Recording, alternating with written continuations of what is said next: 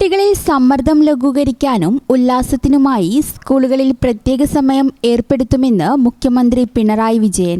സംസ്ഥാന സർക്കാരിന്റെ 4ാം വാർഷികത്തോടനുബന്ധിച്ച് മലപ്പുറം റോസ് ലോഞ്ച് ഓഡിറ്റോറിയത്തിൽ മുഖ്യമന്ത്രിയുടെ നേതൃത്വത്തിൽ നടന്ന ജില്ലാതല യോഗത്തിൽ മറുപടി പ്രസംഗം നടത്തുകയായിരുന്നു അദ്ദേഹം. വളർന്നുവരുന്ന തലമുറ സമ്മർദ്ദങ്ങളിൽപ്പെട്ട് ജീവിക്കുന്ന സാഹചര്യമാണ് നിലവിലുള്ളത്. ഈ സാഹചര്യം പൂർണ്ണമായി ഒഴിവാക്കണമെന്ന കാര്യം രക്ഷിതാക്കളെയും അധ്യാപകരെയും ഒരുപോലെ ബോധ്യപ്പെടുത്തണം. കുട്ടികൾക്ക് കളിച്ചു വളരാനുള്ള സാഹചര്യമാണ് ഒരുക്കേണ്ടത്. ഇതിനായി സ്കൂൾ വിടുന്നതിന് മുൻപ് നിശ്ചിത സമയം കുട്ടികൾക്ക് കളിക്കാനുള്ള സമയം അനുവദിക്കണം. എല്ലാ സ്കൂളുകളിലും അതിനാവശ്യമായ സൗകര്യങ്ങൾ ചെയ്യണമെന്നും അദ്ദേഹം ഓർമ്മിപ്പിച്ചു. യുവാക്കൾക്കിടയിൽ രാസലഹരി ഉപയോഗം വർദ്ധിക്കുന്നത് സർക്കാർ ഗൗരവപരമായാണ് കാണുന്നത്. പ്രത്യേകിച്ച് വിദ്യാർത്ഥികൾക്കിടയിലെ ഈ മനോഭാവം ഭീതിജനകമാണ്. രാസലഹരി ഭാവി തലമുറയെ തന്നെ ബാധിക്കും. ഇതിനെതിരെ നല്ല തയ്യാറെടുപ്പാണ് സർക്കാർ നടത്തുന്നത്.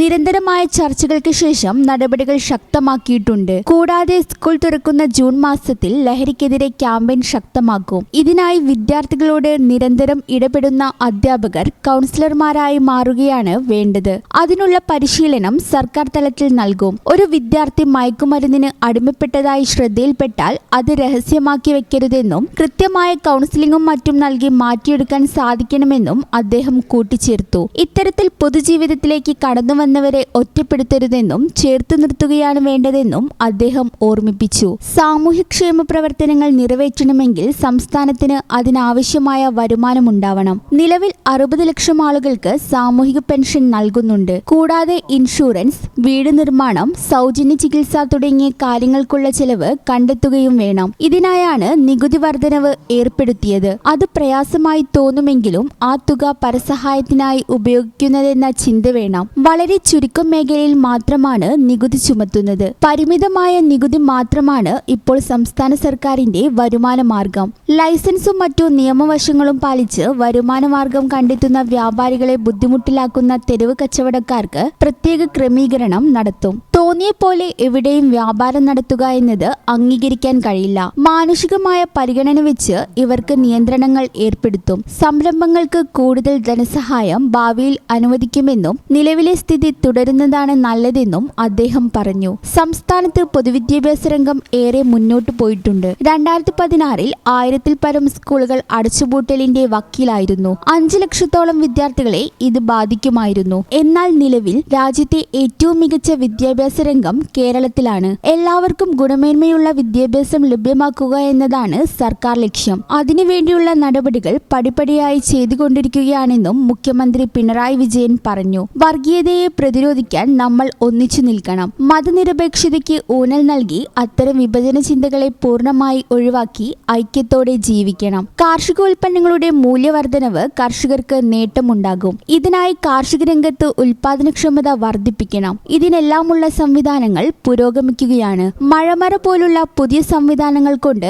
നല്ല രീതിയിൽ കൃഷി ചെയ്യാൻ നിലവിൽ സംസ്ഥാനത്ത് സാധിക്കുന്നുണ്ട്. ബ്രാൻഡിംഗ് അടക്കം നല്ല രീതിയിലാണ് ഇപ്പോൾ മാർക്കറ്റിംഗ് നടക്കുന്നത്. വിദേശത്തടക്കം ഉൽപ്പന്നങ്ങൾ കയറ്റി അയക്കാൻ കഴിയുന്നുണ്ട്. ഇത്തരത്തിൽ മികച്ച മാറ്റങ്ങൾക്കാണ് ഇപ്പോൾ കാർഷിക രംഗം സാക്ഷിയാകുന്നത്. വന്യമൃഗശല്യം തടയാൻ സർക്കാർ ഫലപ്രദമായി നടപടിയെടുക്കുന്നുണ്ട്. മൃഗങ്ങൾ നാട്ടിലെത്തുന്നത് തടയാനുള്ള മാർഗങ്ങളാണ് നോക്കുന്നത്. കിടങ്ങുകൾ നിർമ്മിക്കുക, ഫെൻസിംഗ് കെട്ടുക തുടങ്ങിയ നടപടികൾ സ്വീകരിച്ചിട്ടുണ്ട്. കൂടാതെ മൃഗങ്ങൾ കാട്ടിൽ തന്നെ ജീവിക്കാനുള്ള സാഹചര്യങ്ങൾ സൃഷ്ടിക്കും. അതിനായി കാട്ടിലുള്ള അധിനിവേശ സസ്യങ്ങൾ മുഴുവൻ ഒഴിവാക്കും. മൃഗങ്ങൾക്ക് ആവശ്യമായ വെള്ളം, ഭക്ഷണം എന്നിവ ലഭ്യമാക്കാൻ കാട്ടിൽ തന്നെ സംവിധാനമൊരുക്കും. ഇന്ത്യയിൽ വന്യമൃഗങ്ങൾക്ക് സംരക്ഷണ നിയമം ശക്തമാണ്. അതിനാൽ തന്നെ അവ വ്യാപകമായി പെറ്റുപെരുകുന്നുണ്ട്. കേന്ദ്ര നിയമത്തിൽ മാറ്റം വരാത്തതാണ് ഇതിന് കാരണം. വന്യമൃഗശല്യം പരിഹരിക്കാനായി സംസ്ഥാനം ഒരു പദ്ധതി കേന്ദ്രത്തിനു മുന്നിൽ വെച്ചിട്ടുണ്ട്. പക്ഷേ ഇതുവരെ നടപടിയായിട്ടില്ല. വൈദ്യുതി രംഗത്ത് മികച്ച മാറ്റമാണ് സംസ്ഥാനത്ത് നടപ്പാക്കുന്നത്. മികച്ച ക്വാളിറ്റിയുള്ള വൈദ്യുതി വ്യവസായ സ്ഥാപനങ്ങൾക്ക് നൽകുന്നുണ്ട്. 95% പവർ കട്ടുണ്ടായിരുന്ന കേരളത്തിൽ വൻ മാറ്റങ്ങൾക്കാണ് സാക്ഷിയായത്. സബ്സിഡിയായി വൈദ്യുതി നൽകുന്ന കാര്യം പരിഗണിക്കേണ്ട കാര്യമില്ലെന്ന് അദ്ദേഹം കൂട്ടിച്ചേർത്തു. കേരളത്തിൽ ഉന്നത വിദ്യാഭ്യാസ രംഗം ഏറെ പുരോഗതിയിലാണ്. ഈ വർഷം നല്ല തോതിൽ വിദേശത്തുള്ള വിദ്യാർത്ഥികൾ വരെ കേരളത്തിൽ വരുന്നുണ്ട്. ഹരിത കർമ്മസേനയ്ക്ക് ലഭിക്കുന്ന യൂസർ ഫീയുടെ കാര്യത്തിൽ വലിയ മാറ്റം വന്നിട്ടുണ്ട്. പൂർണ്ണമായും യൂസർ ഫീ വാങ്ങാനുള്ള നടപടികൾ ശക്തമാക്കുമെന്നും മുഖ്യമന്ത്രി മറുപടി പ്രസംഗത്തിൽ കൂട്ടിച്ചേർത്തു. ഈ ചാനൽ ന്യൂസ് മലപ്പുറം. അപ്പല്ലേ ഒപ്റ്റോമെട്രിസ്റ്റ് ആയാൽ ഒരു ഒഫ്താൽമോളജിസ്റ്റിന്റെ അസിസ്റ്റന്റിൽ മാത്രമേ വർക്ക് ചെയ്യാൻ പറ്റുള്ളൂ എന്ന് ഞാൻ കേട്ടല്ലോ. അതെന്താ ഒഫ്താൽമോളജിസ്റ്റ് അല്ലെങ്കിൽ നമുക്ക് കരിയർ ഇല്ല? അത് ഞാനും കുറേ കേട്ടിട്ടുണ്ട്. പക്ഷേ അത് അങ്ങനെയൊന്നും അല്ലല്ലോ. അല്ല, അങ്ങനെയല്ല. കാരണം നമ്മുടെ പാരാമെഡിക്കൽ ഫീൽഡിൽ തന്നെ നമുക്ക് ഇൻഡിപെൻഡൻ്റ് ആയിട്ട് ഒരു സ്റ്റാർട്ട് ചെയ്യാൻ പറ്റുന്ന ഒരു പ്രൊഫഷനല്ലേ ഒപ്റ്റോമെട്രി. നമുക്ക് തന്നെ സ്വന്തമായിട്ട് ഒരു വിഷൻ തെറാപ്പി സെൻറ്ററും റിഹാബിലിറ്റേഷനും ഒക്കെ സ്റ്റാർട്ട് ചെയ്യാൻ പറ്റുമല്ലോ. അതുപോലെ കോൺടാക്ട് ലെൻസ്, പ്രോസ്തറ്റിക്കായി ഇതൊക്കെ ഡീൽ ചെയ്യുന്നത് ഒപ്റ്റോമെട്രിസ്റ്റ് ഇൻഡിപെൻഡൻ്റ്ലി അല്ലേ. ഇതുകൊണ്ട് സ്വന്തമായിട്ടൊരു നിലയിലേക്ക് എത്താൻ പറ്റൂല്ലേ.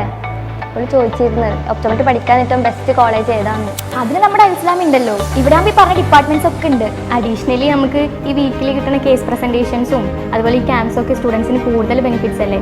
അപ്പോൾ അതുകൊണ്ട് എന്തായാലും ഇസ്ലാം എന്ന ബെസ്റ്റ്.